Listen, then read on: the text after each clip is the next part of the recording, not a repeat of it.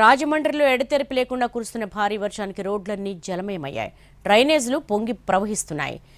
దీంతో వాహనదారులు, స్థానికులు తీవ్ర ఇబ్బందులు పడుతున్నారు. కొన్ని చోట్ల ఈదురుగాలులకు చెట్లు నేల కొరిగాయి. పలు ప్రాంతాల్లో విద్యుత్ అంతరాయం ఏర్పడింది. మరింత సమాచారం మా ప్రతినిధి శ్రీనివాస్ అందిస్తారు. రాజమండ్రిలో ఈ ఉదయం నుండి కూడా భారీగా వర్షం కురుస్తున్నది. ఎడతెరిపి లేకుండా కురుస్తున్న భారీ వర్షానికి పల్ల ప్రాంతాలన్నీ కూడా జలమయం అవుతున్నాయి.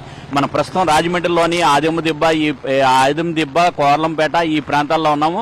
ఈ కోర్లంపేటలో ప్రాంతంలో చూసినట్లయితే ఇక్కడ డ్రైనేజీలన్నీ కూడా పొంగి పొర్లి ఇక్కడ బయటికి రోడ్డు మీదకి రావడంతో రోడ్లన్నీ కూడా నీటమయమయ్యాయి.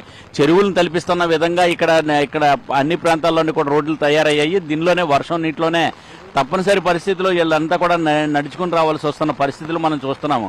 ఒక పక్కన ఈదురుగాలులతో పాటు మరో పక్కన భారీగా వర్షం కురుస్తున్నది.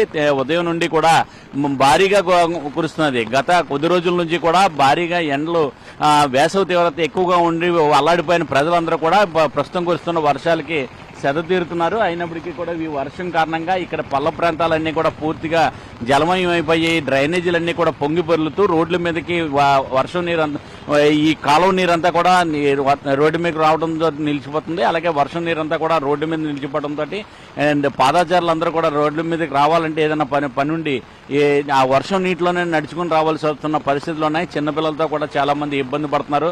పలు ప్రాంతాల్లో విద్యుత్ అంతరాయం కూడా కలిగింది. అయితే వాతావరణం ఒక్కసారిగా మారిపోయి తర్వాత ఉరుములతో కూడిన వర్షం కురవడం జరిగింది.